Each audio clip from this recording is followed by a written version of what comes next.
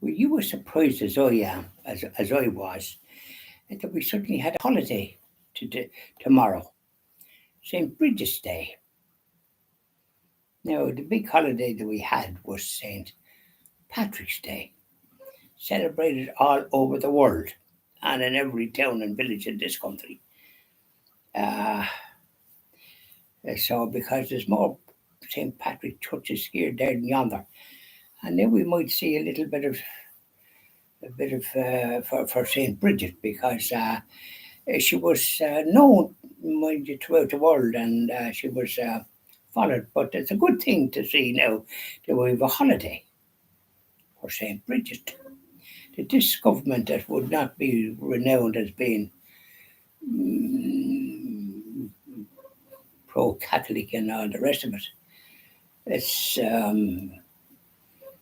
they've made it a public holiday, and it might spread more widely because that was 1500 years ago, and she did a lot of good. She did a lot of good, same as St. Patrick did.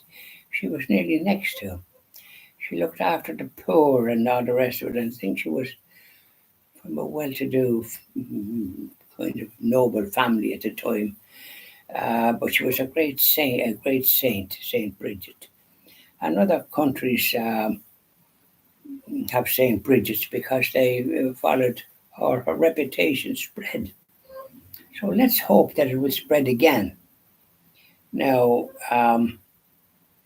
because it's a great honour for a great saint that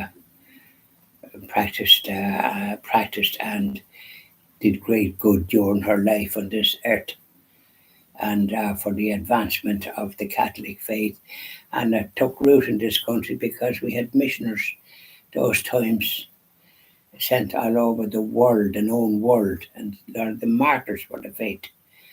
And at that time, believe it or not, and um, I think some people laid claim to having a first university in the 15th century. We had one here in the 10th century. I was in it years ago, somewhere in the Midlands. I'm going to try to discover it again. And there was 12 students from all over Europe. How they got here and heard about it, it was only 12. But it was, and it's where a chord has been sort of done again. And there was a tour guide, and that myself and late wife were only two, I think, at the time. So we got a real first class tour and all the rest of it, and we were able to ask questions, which I would, of course. And so we have such great history here that we don't hear too much about, but this is a step in the right direction. And but this government, especially this government that has all sorts of agendas that doesn't include preaching the Catholic faith or anything like it. They're having two referendums coming up in March this year, and all the Catholic speakers that have spoken are advising people to vote no. And I certainly will be advising all that follow me on Christian TV Ireland to vote no, capital NO, because they want to change the great family unit of the father, mother, and children, and the mother that's often stayed at home to mind the children, because it was grand when you come home from school and your mother was there, because you'd be encountering this, that, and the other, and you could talk about it. And oftentimes she mightn't always give you the advice that you'd like to hear. But in any event, it was great that she was there, and that's the way it was in many homes.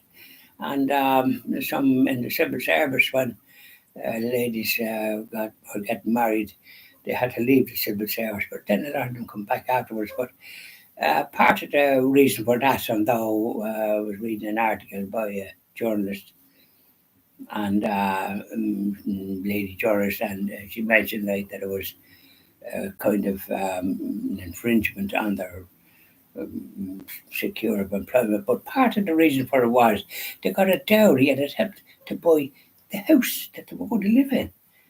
So it had a purpose other than what one might perceive as being discrimination of one kind or another. But because it was always a great gift for families if they were looking to have children, that the mother was there. There's not much point in being in creches, and you see a lot of children in creches. So they're with strangers all the time from a young age. So what's their view going to be like? They just have the mother for going to bed maybe. Our children get tired. Same as when we're in our second childhood like me, I did get tired, especially when having my dinner. Before you can say Jack Robinson, I'm just asleep. I sit on the chair and I plan to do something, and then before I can say I'm asleep or something like that, because the body is just like a child. It needs this rest. So anyway, when you hear of these things and read them from the modern perspective, you've got to focus on what is actually reality was and what the good out of it was. The good was that they got a gratuity, and that often enabled many a family to buy their first home, because homes were just as hard to get them times because your salaries didn't, you had to nearly go on your knees to build a society or whatever it was, had to get a mortgage, maybe have influence. Even though you had everything, you'd have 15% of what was required in various other things because you saved. I remember when I left home and I think we often thought we'd never be able to afford home. You couldn't entertain serious getting going with a nice girl and hope to get married because you just couldn't see that. But it did come to pass, thanks be to God. Because sometimes you begin to get that you could save something, and oftentimes your salary just paid for your upkeep and for your food. You didn't have much to save. So there you are. Just when we're talking and we're talking about St. Bridget's Day, and it's a good thing that has happened, and it's a great gift, and we hope to make use of it, and that it will spread the Catholic faith for our Irish brothers and sisters around the world. We nearly have more of them throughout the world. Supposed to be 30 million of them descendants into the United States, and probably about 5 or 6 million Britain, allowing for the fact that over 1 million of our Irish brothers and sisters went there. Some of them fell in hard times now, but they're being looked after, thanks be to God. Yeah, Bishop Casey was a great man. He started Shelter when he was a priest there in London. He could see what was happening. God helped him. They were not treated very well by the British. British seem to dislike Irish, and for some reason it's in their DNA, like the Germans.